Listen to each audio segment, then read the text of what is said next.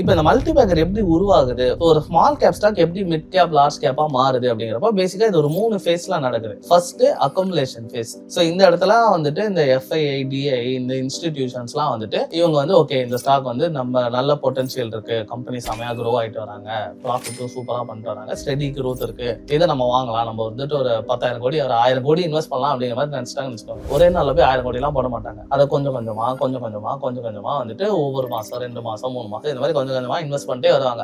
So இந்த face தான் வந்து அக்குமுலேஷன் ஃபேஸ் அப்படின்னு சொல்லுவாங்க. ஓகேங்களா? செகண்ட் ஃபேஸ் வந்து earnings re-rating. சோ இந்த மாதிரி இன்ஸ்டிடியூஷன்லாம் இன்வெஸ்ட் பண்றப்போ இந்த கம்பெனியும் க்ரோ ஆகுமா, அவங்களோட ஏதாவது சப்போஸ் கடன்ல இருந்தா அதை அடைப்பாங்களா, ரெவன்யூ இன்க்ரீஸ் ஆகுமா, இந்த மாதிரிலாம் இருக்கப்போ இந்த ரேட்டிங்லாம் கொடுப்பாங்கல்ல, அந்த ரேட்டிங் கொடுக்குற அனலிஸ்ட்லாம் வந்துட்டு கம்பெனியை ரீரேட் பண்ணுவாங்க.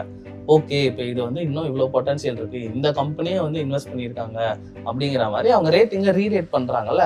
ஸோ இப்போ லட்சே வந்து ஒரு கம்பெனி வந்து 50 ரூபாயில இருந்திருக்கு, ஒரு 70 ரூபாய் டார்கெட் ப்ரைஸ்ன்னு வச்சிருக்காங்க. இந்த கம்பெனிலாம் கொஞ்சம் கொஞ்சமா அக்குமுலேட் ஆக ப்ரைஸ் ஏறிக்கிட்டே வருது, 65 70 75 வரைக்கும் வந்துருப்போ ஓகே இதுக்கு வந்து நிறைய பொட்டன்ஷியல் இருக்கு, நம்ம 100 ரூபாய் ரேட்டிங் டார்கெட் கொடுக்கலாம் அப்படின்ட்டு கம்பெனியை வந்து ரீரேட் பண்ணுவாங்க. கரெக்டா? இந்த மாதிரி ஃபேஸ் தான் வந்துட்டு earnings re-rating செகண்ட் ஃபேஸ்.